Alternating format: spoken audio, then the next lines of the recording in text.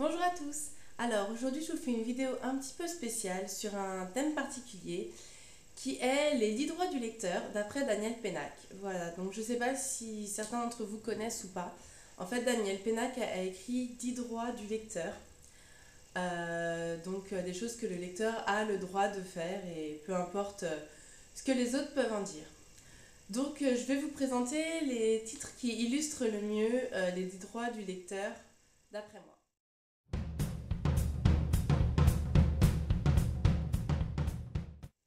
Donc, premier droit du lecteur, le droit de ne pas lire. Alors, le droit de ne pas lire, pour moi, ça concerne surtout des beaux livres, des livres reliés, donc comme celui-ci par exemple. Voilà. Donc ça, c'est un cadeau que j'ai reçu de ma grand-mère. Et donc, ce sont les œuvres complètes de Racine. Donc, en fait, j'ai toute la collection de Racine, Corneille et Molière, comme ça, en œuvre complète. Et j'étais super contente de les recevoir. Donc j'ai lu les Molières, j'ai lu tous les Molières, mais par contre je n'ai pas lu tous les Racines et tous les Corneilles.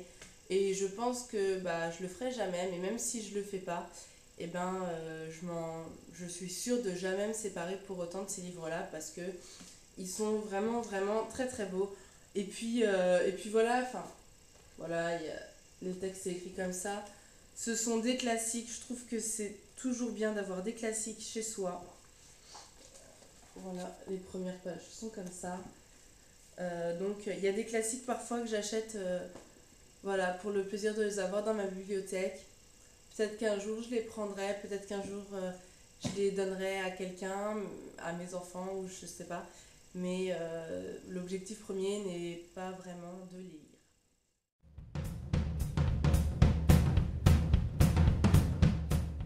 Ensuite, le deuxième droit du lecteur, c'est le droit de sauter des pages. Et pour moi, le droit de sauter des pages, c'est très très bien illustré par Le Seigneur des Anneaux. Donc oui, j'ai sauté plein de pages dans Le Seigneur des Anneaux, j'ai sauté plein de pages dans les 3 tomes. Et en même temps, moi, c'est ce qui m'a vraiment permis d'apprécier le bouquin. Je pense que si je m'étais interdit de sauter des pages, j'aurais juste pas pu. Dans le premier tome, on a l'introduction sur les hobbits. Même quand j'ai relu Le Seigneur des Anneaux, j'ai pas sauté autant de pages, mais il y a un moment, j'ai pas pu m'empêcher de lire que le début des paragraphes, etc. Parce que c'est vraiment, vraiment long. C'est très complexe. Ça fait pas partie de l'histoire en elle-même, c'est du background, voilà, c'est du fond. Euh, voilà, j'assume d'avoir sauté des pages dans Le Seigneur des Anneaux parce que voilà, la montée de Sam et Frodon avec Gollum, du style tiens, on va chanter sur 2 pages pour se donner du baume au cœur, bah ouais, mais bon, c'est lourd à la fin. Les 2 tours écrits non pas avec des chapitres alternatifs, mais avec une première moitié focalisée sur un groupe et une deuxième moitié focalisée sur un autre, c'était pas possible. Donc voilà, j'ai sauté des pages.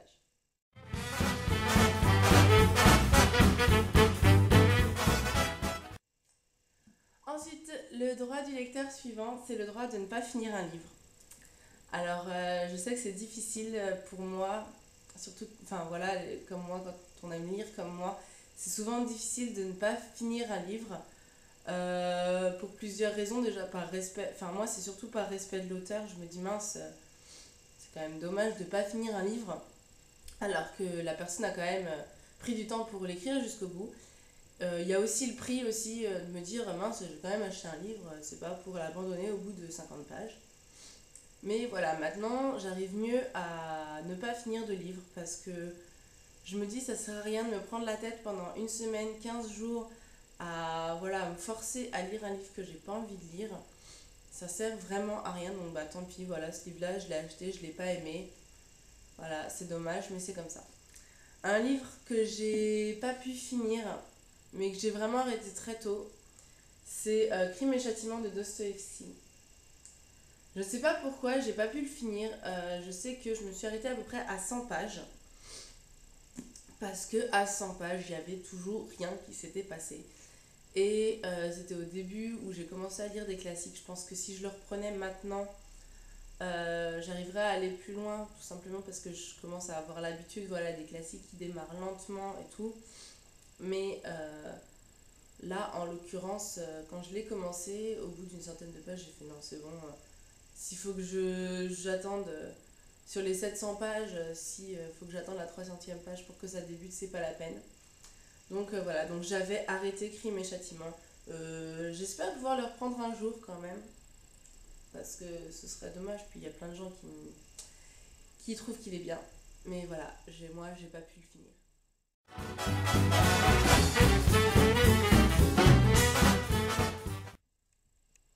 Ensuite, on a le droit de relire. Alors, le droit de relire, c'est quelque chose que je faisais beaucoup quand j'étais petite, tout simplement parce que c'était mes parents qui m'offraient des livres et qu'ils n'avaient pas forcément les moyens de m'offrir autant de livres que j'en lisais. Donc, je relisais souvent mes livres. Et je crois que la palme d'or de la relecture de livres chez moi, c'est Harry Potter et le prisonnier d'Azkaban. Voilà, donc de toute façon, tous mes Harry Potter, enfin, déjà, les trois premiers, de toute façon, doivent être mes livres les plus abîmés. Voilà, le prisonnier d'Azkaban, il est super abîmé, il y a des plis sur la reliure, les pages sont jaunies. Voilà, il y a des pages qui sont un peu pliées à l'intérieur. Et les trois premiers Harry Potter, ils sont super abîmés parce que je les ai beaucoup relus. Et surtout le 3 puisque jusqu'à voilà, jusqu'au sixième tome, c'était le 3 mon préféré. Je pense que si maintenant je devais tous les relire, je lirais plutôt le 6 et le septième tome. Mais le 3 ça reste quand même un de mes tomes préférés, avec voilà, Sirius Black, le professeur Lupin, les cours de défense contre les forces du mal avec la scène de l'épouvantail, etc. Donc c'est un livre que j'ai énormément lu et relu, je le terminais, je le recommençais. Je l'emmenais tout le temps en vacances avec moi, donc autant dire qu'il a vraiment pas mal servi. J'ai dû le lire à peu près de sûr, je l'ai lu plus d'une dizaine de fois.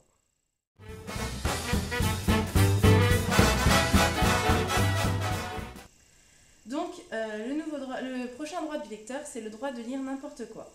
Donc le droit de lire n'importe quoi, pour moi, ça regroupe les livres de cuisine, les livres de cours, les je ne sais pas quoi pour les nuls, voilà, un petit peu, je sais pas, les prospectus, les magazines, un peu de tout. Et moi, il y a une catégorie de livres, voilà, que je considère à la fois comme du n'importe quoi et en même temps que j'ai quand même pas mal chez moi. Ce sont les livres de jeux vidéo, puisque je joue quand même un petit peu aux jeux vidéo.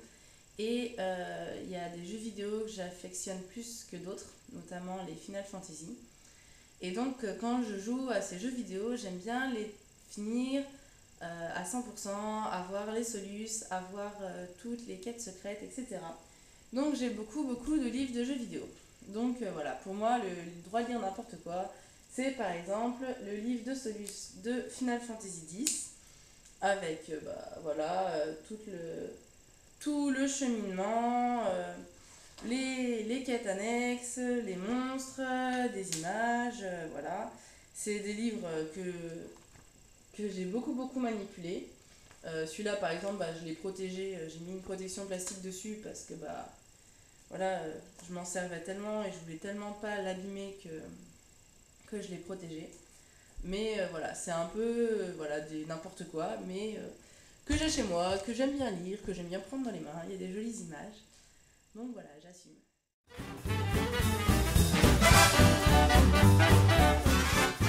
Ensuite, le prochain droit du lecteur, c'est le droit au bovarisme. Donc ça vient de Madame Bovary. Donc c'est le droit, je sais pas, du délire total, du et si moi j'étais dans l'histoire de trucs, eh ben je serais un tel et je combattrais les monstres, machin truc. Alors ce droit-là, donc le droit voilà, de s'imaginer dans l'histoire, de rêver le livre que je suis en train de lire. Donc il y a énormément les Harry Potter, donc ça c'est sûr et certain, il y a les Harry Potter. Il y a eu la Croisée des Mondes quand j'étais plus jeune. Et dernièrement, le droit au bovarisme, c'est notamment sur les Percy Jackson, qui est, voilà, que j'ai commencé il y a pas très longtemps, enfin il y a pas très longtemps, il y a on va dire peut-être 1 an et demi, quelque chose comme ça. Et voilà, un ami m'a dit mais si, il faut que tu lises, le film il est nul, mais les livres ils sont trop bien. Et je sais pas, enfin moi j'aime beaucoup la mythologie grecque, Et j'ai énormément accroché à cette littérature jeunesse, voilà, à m'imaginer qui est-ce que j'aurais pu être comme sans mêler. C'est vraiment des tomes qui à chaque fois voilà, que j'achète le jour de leur sortie, qui me font voyager et voilà, qui m'emmènent dans des délires personnels.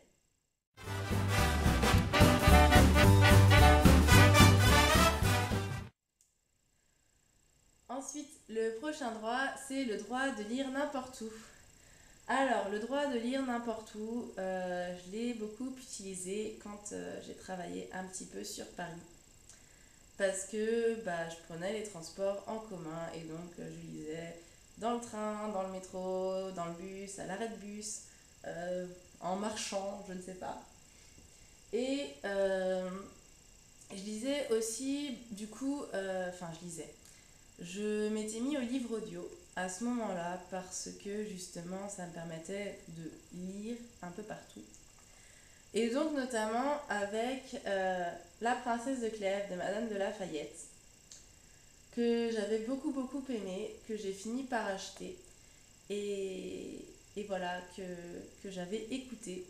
Et je pense que si je l'avais lu sans l'écouter, ça m'aurait peut-être moins plu, mais parce que c'est une lecture difficile, c'est des pavés, il n'y a pas beaucoup de dialogue, il y a beaucoup de descriptions. Et c'était beaucoup plus facile à écouter le matin en allant au travail. Et voilà, donc c'est pour moi le livre que j'ai le plus lu n'importe où.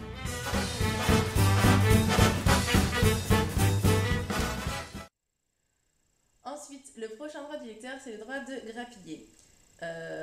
C'est le droit de lire dans le désordre, de l'autospoil, d'aller vérifier sur Wikipédia ce qui se passe au tome d'après, de lire les dernières pages. Et moi, j'avais l'habitude, quand j'étais plus jeune, de lire la dernière page de chaque livre que j'achetais. Parce qu'en général, la dernière page ne donne aucune information majeure sur le déroulement du livre. Donc, je le faisais pour les Agatha Christie. Donc là, j'ai pris 5 petits cochons d'Agatha Christie. Et en fait, j'ai arrêté de le faire le jour où j'ai lu Les 10 petits nègres, puisque dans la dernière page, il y a la solution de l'énigme. Voilà, et donc j'ai arrêté de le faire dans celui-là. Mais c'est quelque chose que j'avais l'habitude de faire. C'est ce que je fais même maintenant quand je reprends les liaisons dangereuses. J'aime bien prendre une page au pif et puis lire une ou deux lettres comme ça. C'est quelque chose que j'aime bien faire.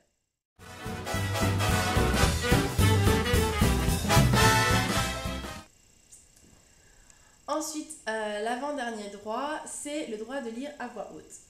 Et le droit de lire à voix haute, je le fais essentiellement quand je lis du théâtre. J'aime beaucoup le faire quand je lis du théâtre, parce que ça m'aide à comprendre l'histoire. Donc je l'ai fait notamment pour Shakespeare.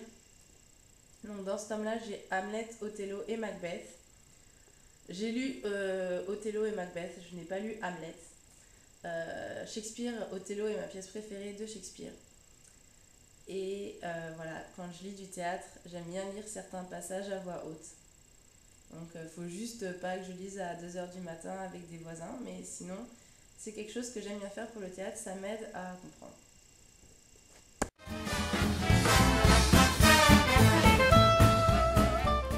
Si cette vidéo vous a plu, si vous avez trouvé ça sympa, si vous connaissiez ces droits-là, moi personnellement je sais que depuis que je me dis mais si j'ai le droit de sauter des pages, j'ai le droit d'arrêter ma lecture, ça me décomplexe un peu de ce niveau-là. Et donc, n'hésitez pas à me dire quels sont vos titres qui illustrent ces droits-là pour vous, de commenter cette vidéo si elle vous a plu. Et puis moi, je vous dis à bientôt pour un point lecture. Ciao!